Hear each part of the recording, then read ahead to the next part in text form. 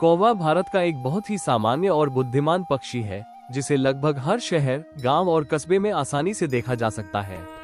इसका वैज्ञानिक नाम कॉवस स्प्लेंडेंस है और इसे अंग्रेजी में हाउस क्रो कहा जाता है।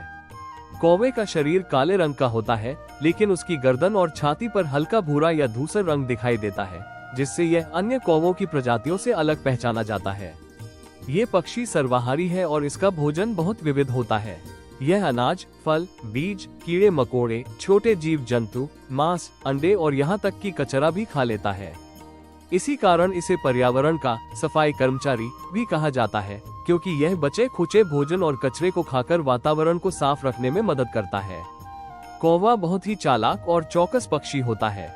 यह आसानी से खतरे को पहचान लेता है और दूसरों को अपनी तेज काव काव आवाज से सतर्क कर देता है। कौवे अक्सर समूह में रहते हैं और उनका सामाजिक ढांचा भी मजबूत होता है। जब कोई एक कौवा खतरे में होता है तो पूरा झुंड उसकी मदद करने पहुंच जाता है।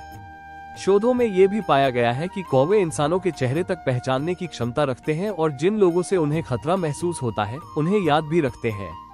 भारतीय संस्कृति में कौवे का विशेष महत्व है।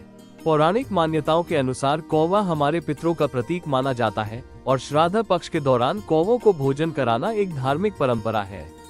ऐसा माना जाता है कि कौवों को भोजन कराने से पितरी आत्माएं तृप्त होती हैं।